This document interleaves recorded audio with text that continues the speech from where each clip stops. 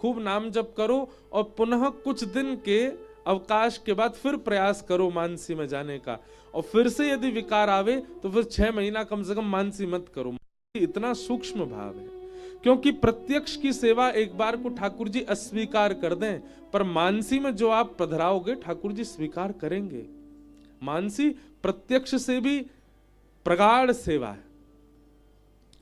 तो हमारे साईं मानसी में कोकिल रूप धारण करके विरह में विदग्ध हमारी श्री सीता जी को, सिया जी को, किशोरी जी को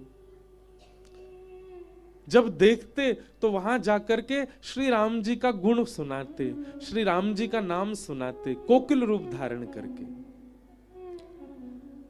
और सुंदर सुंदर भाव सुना करके श्री जी का विरह जो होता था उस विरह को शांत करने का प्रयास करते थे। मानसी में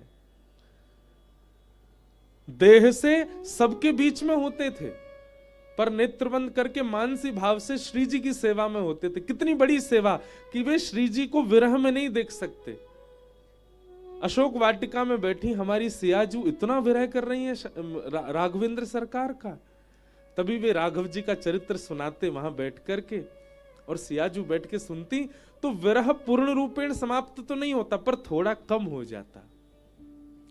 वैसे ही श्याम सुंदर के विरह में विराजमान हमारी श्री किशोरी जी या कभी कभी यमुना तट में होती तो साईं कोकिल रूप मानसी में धारण करके किशोरी जी के पास जाके वहां ठाकुर जी का यश सुनाते। किशोरी जी का विरह समाप्त हो, किशोरी जी का विरह शांत हो। एक अद्भुत स्थिति थी साईं की। ऊपर दर्शन किया है मैंने और आप सबने भी किया होगा कि एक दिन किशोरी जी का विरह देख करके इतने व्याकुल हो गए साईं अपने मानसी में कि जैसे ही उन्होंने पलंग से अपना चरण नीचे रखा तो पृथ्वी पिघल गई उनके चरण रखते ही। इतना विरह। मुझे कोई बात सता रही है, मेरे चित्त में कोई विरह है, मेरे चित्त में कोई व्याकुलता है, तो प्रभाव मेरे ऊपर होगा, पर मेरे चित्त के विरह से प्रभाव दूसरे पर होना यह एक प्रेम को दर्शाता है।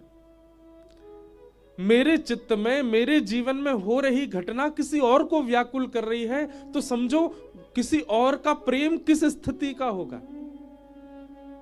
श्री जानकी जी का विरह आप इतना भी नहीं सह पाए, जानकी जी के विरह को देख करके आप इतने व्याकुल हो गए कि प्रत्यक्ष में, मानसी में आपने दर्शन किया था पर प्रत्यक्ष में आपने अपना चरण रखा तो पृथ्वी पिघल गई।